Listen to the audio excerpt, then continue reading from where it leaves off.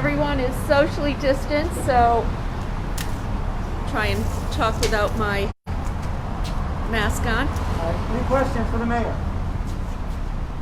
Mayor, what's your biggest concern ahead of the weekend with these demonstrations and what are supposed to be and start out as peaceful protests? My biggest concern is that we have a repeat of what happened, and we don't want to see that happen again. So this is a precautionary move. A number of business owners in our downtown and elsewhere have asked for a curfew.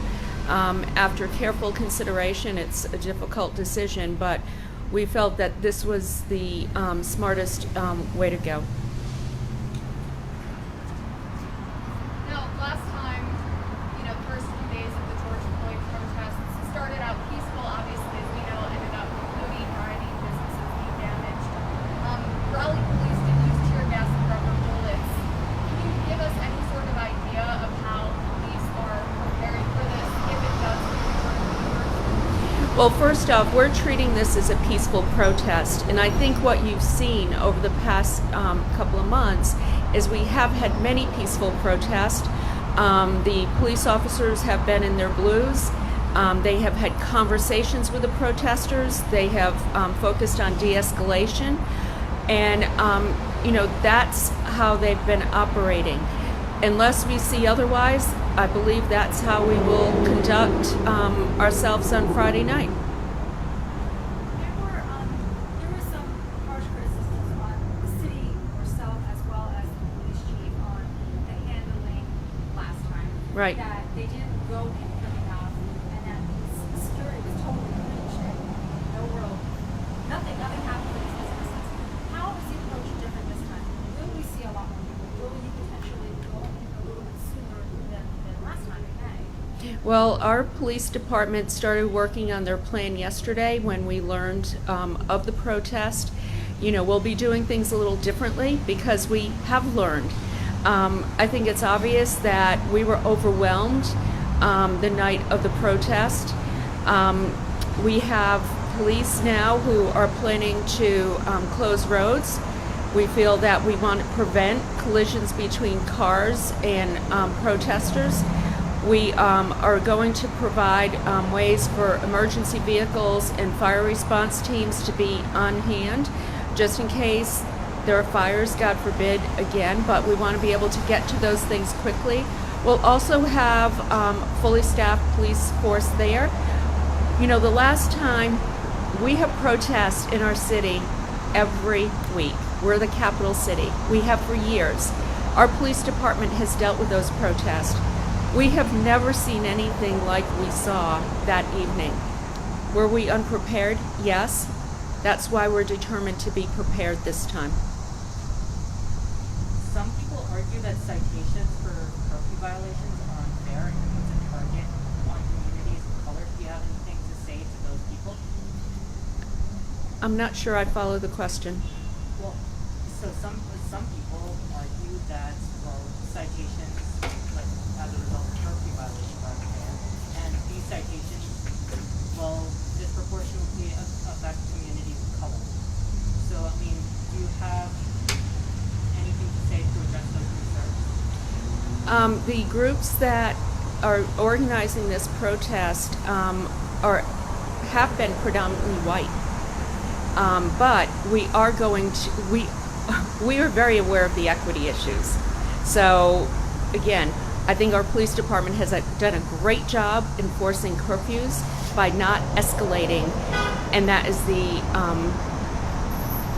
the way to go. Will police be standing by with tear gas and rubber bullets just in case like last time, or is that not? Our intention, again, is to treat this as a peaceful protest. So that's the intention. That's how we're approaching this. And we don't have any indication at this time that there will be anything otherwise. And what's your message to the people who will be out here this weekend protesting? What would you like to say to them directly in terms of taking personal responsibility and protecting all of these businesses who've been harmed by the other? Well, You know, our business community, you know, a lot of these people have put their heart and souls for years into building a downtown. I personally have worked on downtown for 15 years trying to bring business here. Well, not our downtown was a ghost town, and the past year past 5 years it really come to life.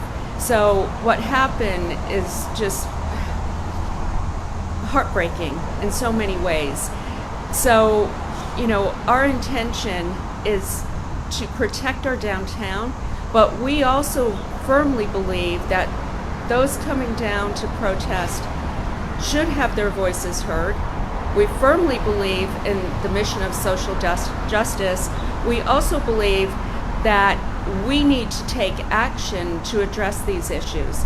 So what we want is to find solutions that we can work on together. And most importantly, we want peace in our community. We want to be able to do it in a way where everyone is heard, but everyone is also protected.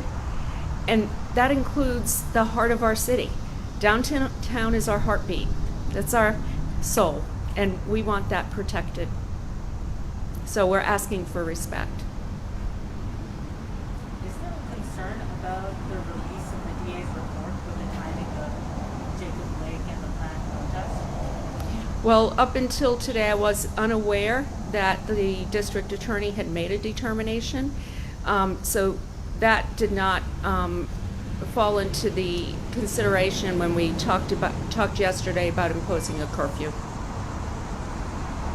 How do you think it's going to change things? The district attorney makes independent decisions based on her investigation, and that was the determination she made. Any other questions? Mayor, you had a comment about Oh, so I wanted to let you all know we're working on something with Shop Local Raleigh, some of our business alliances, and the faith community. We are looking at hosting a prayer vigil at 4 o'clock on Saturday, and we will have more details on that as plans come underway. But also at 9 o'clock on Saturday night, we're asking all members of our community, our city of Raleigh, to go to their front porch, their front yard, and light a candle, or take a flashlight, or like everybody likes to do these days, take out your phone, put on the light. We want to shine a light on peace and justice.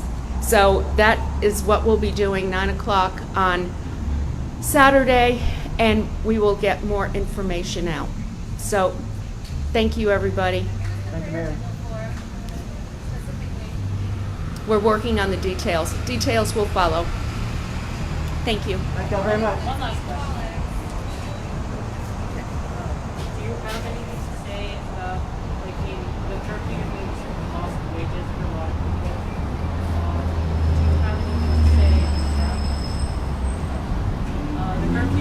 The curfew means a lot of people end up losing their wages. So these are generally people who, well, they get by on to leave. So do you have anything to say to those people? I have spoken to a lot of business owners who asked for this curfew.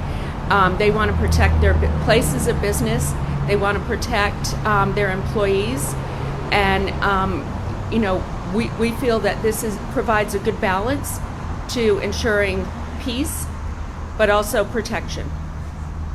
Thank y'all very much. Okay, thank you, everyone.